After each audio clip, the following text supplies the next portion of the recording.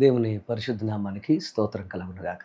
మన ప్రభువైన యేసుక్రీస్తు నామములో మీ అందరికీ ఈ ఉదయకాలం ముందు నా శుభాలు తెలియజేస్తున్నాను. దేవుడు మన కోసం సిద్ధపరిచిన ఈ వాక్యాన్ని, ఈ వాగ్దానాన్ని మనం స్వీకరించి ధ్యానం చేద్దాం. దినవృత్తాంతాల 2వ గ్రంథం 20 అధ్యాయము 20 వచనాన్ని మనం చదువుకుందాం. దినవృత్తాంతాల 2వ గ్రంథం 20 అధ్యాయము 20 వచనం. మీ దేవుడైన యెహోవాను నమ్ముకొనుడి, అప్పుడు మీరు స్థిరపరచబడదురు. మీ దేవుడైన యెహోవాను నమ్ముకొనుడి, అప్పుడు మీరు స్థిరపరచబడదురు. ప్రియ సహోదరి సహోదరులారా, ఈ లోకంలో మనిషి జీవితం లేనిది, మనిషి జీవితంలో పొందుకోవాలని ఆశపడేది ఏంటంటే స్థిరత్వం. వాస్తవంగా కొంతమంది వారి యొక్క తల్లిదండ్రుల దగ్గర నుంచి వచ్చిన ఆస్తి అంతస్తులతో వారు ఏదో రకంగా వారు ధనముతో స్థిరపడుతున్నాము అని అనుకుంటున్నప్పటికీ, చాలామంది జీవితాల్లో తల్లిదండ్రుల యొక్క సహకారం లేక, సహాయం చేసేవారు లేక స్థిరపడలేని జీవితాలు చాలామంది అనుభవిస్తూ ఉంటారు. స్థిరత్వం అనేది ధనముతో మాత్రమే కాదు, స్థిరత్వం నిర్ణయాలలో, స్థిరత్వం మన యొక్క భవిష్యత్తులో, స్థిరత్వం అలాగే కుటుంబాలలో, స్థిరత్వం అనేది చదువులో అన్నిటిలో ఉన్నప్పుడే పరిపూర్ణ స్థిరత్వం అనుభవించినట్లుగా మనం భావించాలి. ఈ రోజున ఒక రోజు బాగుంటే ఇంకొక రోజు బాగోక, ఈ సంవత్సరం బాగుంటే ఇంకొక సంవత్సరం బాగోక, ఒక సంవత్సరం వ్యాపారము మంచి లాభాలు ఇస్తే రెండో సంవత్సరం సరిగా లాభాలు లేక, అలాగే వ్యవసాయాల విషయంలో ఒక సంవత్సరం మంచిగా పండితే ఇంకో సంవత్సరం పండక అస్థిరమైన జీవితాలు అనుభవించేవారు చాలామంది ఉంటారు. అలాగా ఈరోజు ఈ వాక్యం చూస్తున్న మీ జీవితాల్లో కూడా అలాంటి స్థితి మీరు అనుభవిస్తున్నారేమో. ఎందుకనంటే వాస్తవంగా నువ్వు కాలాన్ని నమ్ముకొని పంట వేశావు. అలాగే నువ్వు ఏదో ఒకటి నీ యొక్క ఉద్యోగాన్ని నమ్ముకొనో, లేకపోతే నీ పరిస్థితులను నమ్ముకొని ముందుకు నడుస్తున్నావు. అలాగే లాభం వస్తుంది, ఖచ్చితంగా ఏదో ఒక మంచి కార్యం జరుగుతుందని ఉద్దేశంతో నువ్వు నీ యొక్క వ్యాపారం కోసం నువ్వు పెట్టుబడులు పెట్టావు. నువ్వు నమ్మింది ఏంటంటే పరిస్థితులు నమ్మావు, అలాగే నీ యొక్క అంచనాన్ని నమ్మి నువ్వు చేసావు. సో నీ నమ్మకం కొన్ని సందర్భాల్లో అది ఫలభరితంగా ఉండొచ్చు, కొన్ని సందర్భాల్లో అది ఫలభరితంగా లేక నష్టపోతూ ఉండొచ్చు. వాస్తవానికి మనిషి నిర్ణయాల్లో ఎప్పుడు కూడా పరిపూర్ణంగా జరుగుద్దని చెప్పడానికి ఏమాత్రం అవకాశం లేనే లేదు. అది జరగవచ్చు, జరగకపోవచ్చు. అంటే సర్టెనిటీ అనేది ఉండనే ఉండదు.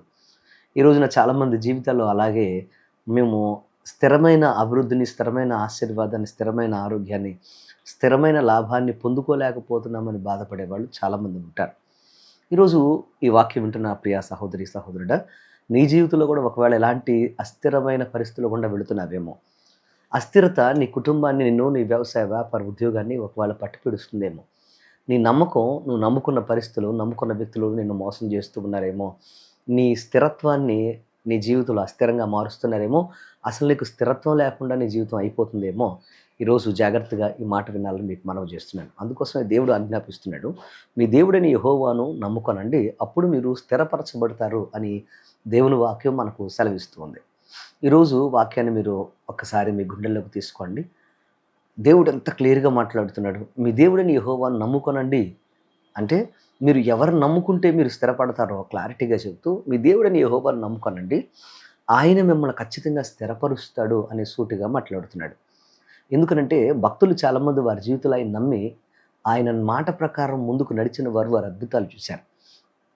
నమ్మలేని వారి జీవితాలు నాశనం చేసుకుంటే, నమ్మిన వారు అద్భుతం చూశారు. స్థిరత్వం రావాలంటే తప్పకుండా నీకు కావాల్సిన అద్భుతమైన ఆత్మీయ అనుభవం ఏంటంటే అది నమ్మకం.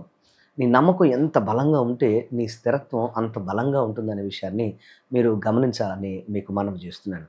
నమ్మకం అనే పునాది ఉన్న చోట దేవుడు నిన్ను తప్పకుండా స్థిరపరుస్తాడు. పరిశుద్ధ లేఖనాన్ని మీరు గమనిస్తే యేసు ప్రభువారు అంటారు, నమ్ముట నీ వలన అయితే నమ్మువానికి సమస్తము సాధ్యమే అని అంటారు. ఈరోజు మీ జీవితంలో మీరు నమ్మడం మీకు చేతనైతే మీరు తప్పకుండా మీ జీవితాల్లో మీరు అసాధ్యాలు సుసాధ్యాలు చేసుకుంటూ సాధ్యపరుచుకుంటూ మీరు స్థిరపడతారు. వాక్యం చెప్తున్నట్లుగా ప్రియ తమ్ముడు, చెల్లి, ప్రియ సహోదరి సహోదరుడా, మరి మీ జీవితంలో నమ్మకమైన పాత్రలుగా మీరు నిలబడగలుగుతున్నారా లేదా అనేది ఒక్కసారి మిమ్మల్ని మీరు పరిశీలించుకోవాలని మీకు మనవి చేస్తున్నాను. ఎంతకాలం అస్థిరులుగా ఉంటారు, ఎంతకాలం నష్టపోతూ ఉంటారు, ఎంతకాలం బాధలు అనుభవిస్తూ ఉంటారు, ఎంతకాలం కష్టాల్లో ఉంటారు. ఈరోజు దేవుడు నిన్ను అడుగుతున్నాడు, నిజంగా ఆయన నమ్ముకుంటే నువ్వు తప్పకుండా స్థిరపరచబడతావు అన్నది 100% నిజం అనే విషయాన్ని మీరు గమనించాలని మీకు మనవి చేస్తున్నాను. ఆయన నమ్మి ఆయన దగ్గరికి వచ్చిన రోగులు స్వస్థపడ్డారు. ఆయన నమ్మి ఆయన దగ్గరికి వచ్చిన బాధల్లో ఉన్నవారి బాధలు కొట్టివేయబడ్డాయి. ఆయన నమ్మిన వారు ప్రతి ఒక్కరు కూడా స్థిరపడ్డారు. యాయిరు ఒకానొక సందర్భంలో తన కుమార్తెను పోగొట్టుకున్న తర్వాత యేసుప్రభువారు అంటున్నారు, "నమ్మకం మాత్రం ఉంచు" అని అన్నాడు. సో, ఆ నమ్మకంతో యాయిరు యేసుప్రభుతో నడుచుకుంటూ ఇంటికి వెళ్ళాడు. ఆ తర్వాత ఆ వాక్యాన్ని మీరు గమనిస్తే చనిపోయిన కుమారుడిని దేవుడు స్థిరపరిచి, ముఖ్యంగా బ్రతికించి, స్థిరంగా, అద్భుతంగా తన యొక్క తండ్రికి, తల్లికి, తన కుటుంబానికి అందించారు. ఈరోజు మీ జీవితాల్లో కూడా ఆయన నమ్మి ముందుకు సాగితే మీ అస్థిరత్వాన్ని ఆయన స్థిరంగా మార్చగలడు. ఒకవేళ ఏ బాధాకరమైన పరిస్థితుల మధ్యన మీరు వెళుతున్నా కానీ కంగారు పడకండి.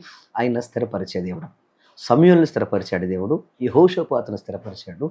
అలాగే ఎలీషాని స్థిరపరిచాడు. అలాగే మీరు పరిశుద్ధ లేఖనాన్ని గమనిస్తే భక్తులందరినో స్థిరపరిచిన దేవుడు మీ జీవితాల్లో కూడా మీరు ఎదురవుతున్న ప్రతి పరిస్థితిని ఆయన నయం చేసి, బాగు చేసి మిమ్మల్ని కూడా స్థిరపరుస్తాడు.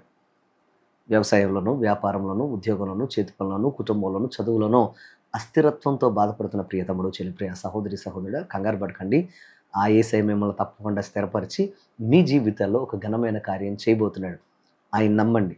నమ్మిన ప్రతి ఒక్కరిని ఆయన అద్భుతకరంగా మారుస్తాడు అన్న విషయాన్ని మీరు మర్చిపోద్దని మీకు మనవి చేస్తున్నాను. ఈ ఉదయకాలమందు అట్టి కృప దేవుడు నీకు అనుగ్రహించును గాక. ఆ బలమైన దేవుడు నిన్ను స్థిరపరిచి నీ వ్యవసాయంలోనూ, వ్యాపారంలోనూ, ఉద్యోగంలోనూ ఘనమైన అద్భుతమైన లాభసాటిగా లాభాలు పొందుకునే వారిగా దేవుడు మిమ్మల్ని మార్చును గాక. అస్థిరత్వంతో అననుకూల పరిస్థితుల మధ్యన బాధపడుతున్న వారు నాతో కలిసి ప్రార్థనలు ఏకీభవించండి. తప్పకుండా మీ జీవితంలో ఆయన అద్భుతం చేయబోతున్నాడు. మా పరమ తండ్రి నీ కొందరు స్తోత్రాలైనా నీ వాక్యం సెలవిస్తున్నట్లుగా అయ్యా నేను నమ్మితే మమ్మల్ని స్థిరపరుస్తాను నువ్వు సెలవిస్తున్నావు. ఈరోజు ఎంతమంది అయితే వాక్యం విన్నారో విన్న బిడ్డలందరినీ మీరు జ్ఞాపకం చేసుకుని ఆశీర్వదించండి. ఏ బాధలైతే, ఏ కష్టాలైతే, కన్నీళ్ళు అయితే బిడ్డల మీద నాటి కొందరు దాడి చేస్తున్నాయి, ఆ బాధల్ని, కష్టాలు యేసు నామములో లయపరుస్తున్నాను.